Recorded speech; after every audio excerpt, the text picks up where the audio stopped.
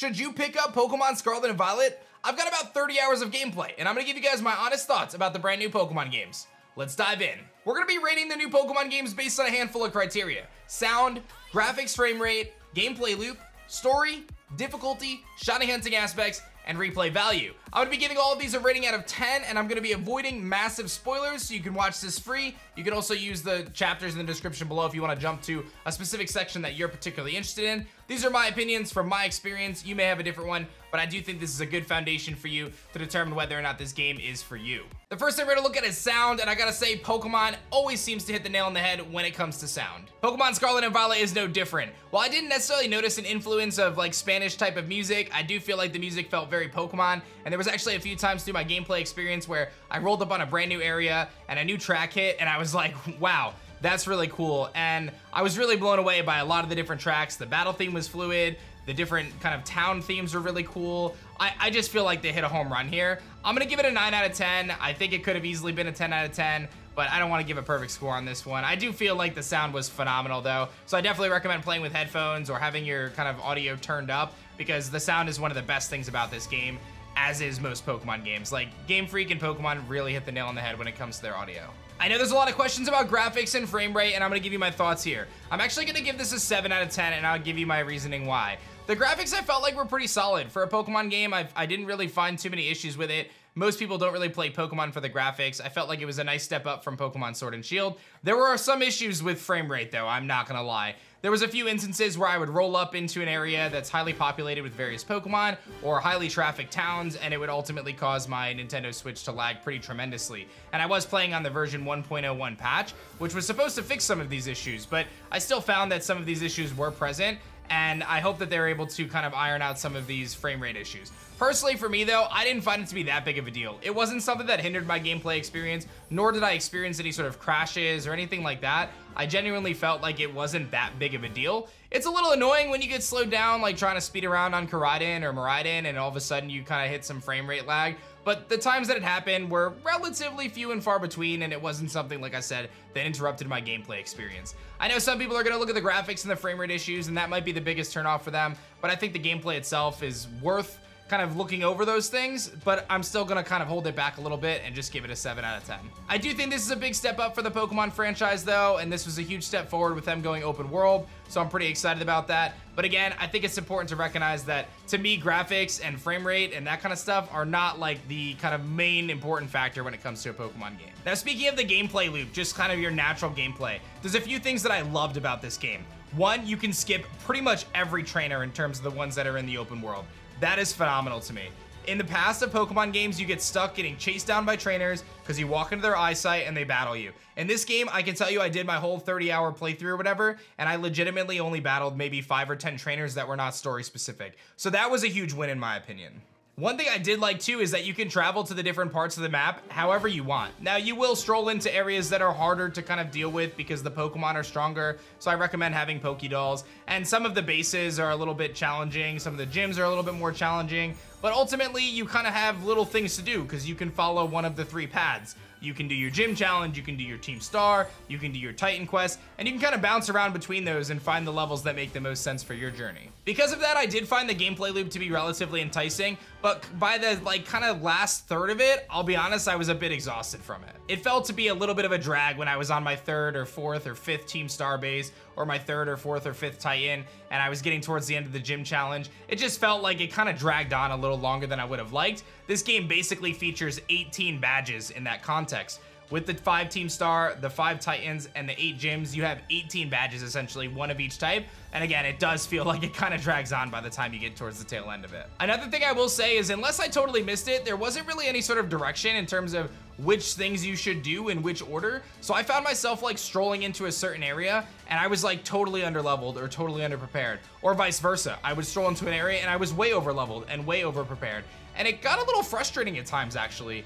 And it brings me to my next point of, I've been a big fan of wanting this game to be scaled to your level. So basically the opposing Pokemon and trainers will have different teams or different levels based on your party's average level or highest level. And that was not what they did here. So if you do you know, take one particular path, or if you just do your gym challenge and then go back to Team Star or whatever it is, you'll end up being so over leveled and it ends up not being enjoyable at that point. So that's something to be mindful of. Now, I'll probably put out a guide that gives you like an optimal path that you can go on in terms of your journey, but otherwise outside of that, you're kind of just winging it, and you'll probably have a little bit of a tricky time trying to find the best way to go, and you might end up not enjoying that part of it as much.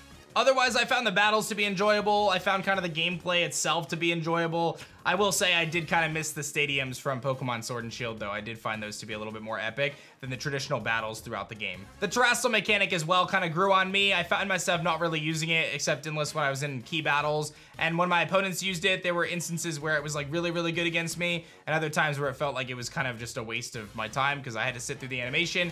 But overall, I think the mechanic is relatively cool from a gameplay perspective. In terms of the story, I will say this. The story develops relatively slowly, but by the time I got to the end of it, I was actually pretty fulfilled. There was one particular storyline that was something that I really enjoyed, and the gym challenge storyline itself wasn't too bad. There was, you know, kind of a standard gym challenge Pokemon storyline.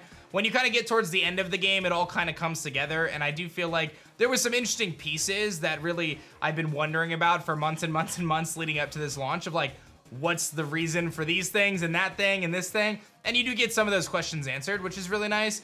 But I will say that I don't necessarily feel like story is Pokemon's strong suit, so I'm actually gonna land that at a 6 out of 10. I really didn't find the story to be that fulfilling, and personally for me, like, the whole school, like you're a student in school, that didn't do it for me. You'll find that a lot of the story is definitely catered towards a younger audience, so maybe if you're someone who's like 10 to 15 and you're in school right now, some of that, the story might resonate with you a little bit differently than someone like myself who's 31. I understand the game isn't necessarily made for people like me, but nonetheless, I'm just speaking from my perspective. I felt that, you know, when it comes to the story, it wasn't really, I couldn't really relate to it anymore. So because of that, I just really didn't enjoy a lot of it. I would say that most of it was kind of boring and honestly annoying. Pokemon's never been a game of high difficulty, so we're not gonna give this that good of a score either. I'm gonna give difficulty a 6 out of 10. There were some battles that were challenging, and the Terrestrial mechanic can make certain Pokemon really strong because of the fact that they essentially get adaptability or double stab attacks when they use certain moves. But overall, like, unless you are totally off the path in terms of which way you want to go, and you stumble into an area that you shouldn't be in, or you're very underleveled, I found that the difficulty overall of the game wasn't super high. The Terrestrial mechanic does give your opponent an opportunity to hit you pretty hard with some attacks, but overall I was able to beat the game with really no issues. I am an adept player, like I've played a lot of Pokemon in my life, so I'm probably not the best judge. I'm sure someone who's new to the game may struggle at times, but overall I don't think it's necessarily that hard, and again, Pokemon has not added any sort of difficulty levels, so there's not any way to change that. So you have to kind of handicap yourself in a way if you want to make the game more challenging. Shiny hunting's something I admittedly haven't dove too much into at the time of recording this video, but I do know that there's some shiny hunting mechanics that are available in the game that you can utilize, like utilizing the recipes to make sandwiches to boost your shiny chances, which apparently provides a pretty tremendous shiny boost. However, the one thing I will say about shiny hunting is what I think is a massive quality of life improvement. If you don't know, shiny Pokemon do not make a sound when they pop up on the open world. So unless you have the eyesight to notice a shiny in front of you, you will miss the shiny. And I actually personally really like that feature. Coming from games where shinies pop up and they make this really radical sound and it's super duper obvious, like Legends Arceus, this game does not have that, and I actually grew to like it. I did find some shinies on my playthrough, and I'm not gonna spoil those for those who watch my Let's Play, but I did find them, and I was really excited when I did, and I had to basically test myself to make sure I knew what the different shinies look like. So it may be worth your time to take a look at some of the different shiny Pokemon in the game before you play, just so you'll be kind of familiar with them in case you run into them. One other point I'll make of that is Pokemon often spawn like in collections with each other. You'll find groups or clusters of 5, 6, 7, 8 of the same species of Pokemon. So I think that really helps people, right? Like, it's a little easier to spot, you know, a shiny, I don't know, Meditite when they're all, you know, red and then you find a blue one, or vice versa, right? It's the other way around. They're all blue and you find a red one. So, you know, when you have that going for you, it does help you when it comes to that kind of stuff. So I'll give shiny hunting an 8 out of 10. I think the sandwich recipe method is probably gonna yield some pretty good results. And there are mass outbreaks, but they're a little bit different in this game. So I think that the sandwiches are gonna result in a lot of shinies for people. And then you also have the options of doing like raid dens, terror raid dens, and things like that. And last but not least, we've got replay value. listen, like I said, I just played the whole game. Would I play it again? For sure, I'm going to. I'm actually excited to play it again because I do feel like this particular game gives you a tremendous amount of options in terms of team building. You can really utilize a handful of different Pokemon from all sorts of different regions, and because of the way the game is set up, after the first like couple hours, you have pretty much free roam to go wherever you want, which gives you a plethora of different Pokemon to choose from. And you get access to a lot of really cool Pokemon, like pretty much right away, even some pseudo-legendaries that you can get. And because of that, I think that makes for a more enjoyable experience for players being able to choose the Pokemon that they want to use, as opposed to being kind of pigeonholed into a shorter selection or a smaller selection of Pokemon at the beginning of the game.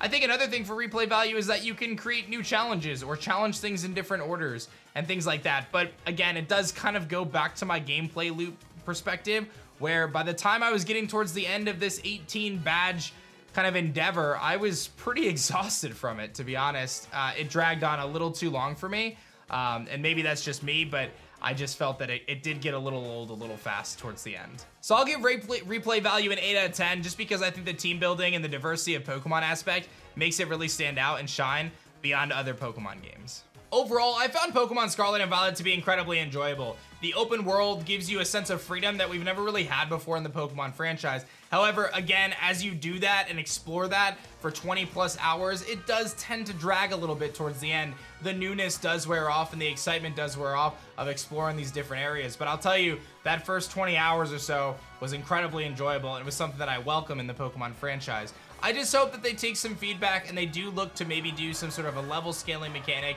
to kind of smooth out some of these potential issues that players are going to have. And I know I'm not going to be the only one. People are going to be unsure of where to go on the map because it is a very convoluted. It's not straightforward, obviously, because the map flows around the crater in the middle. So because of that, you kind of have to go like this, and it's a very kind of strange situation when it comes to trying to balance out the gameplay for yourself to do the things that you can do. But I suppose if you're not Nuzlocking or challenge running, you just kind of lose the fight and then come back later. But that wasn't the case for me, so I had to be a little bit, take a different approach than I think most people will.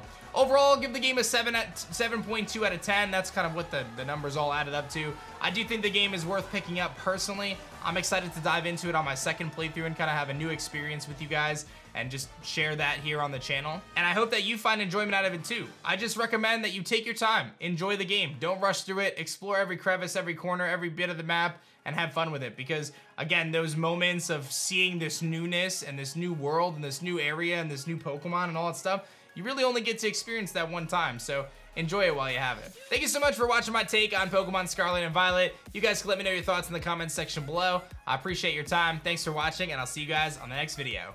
Peace.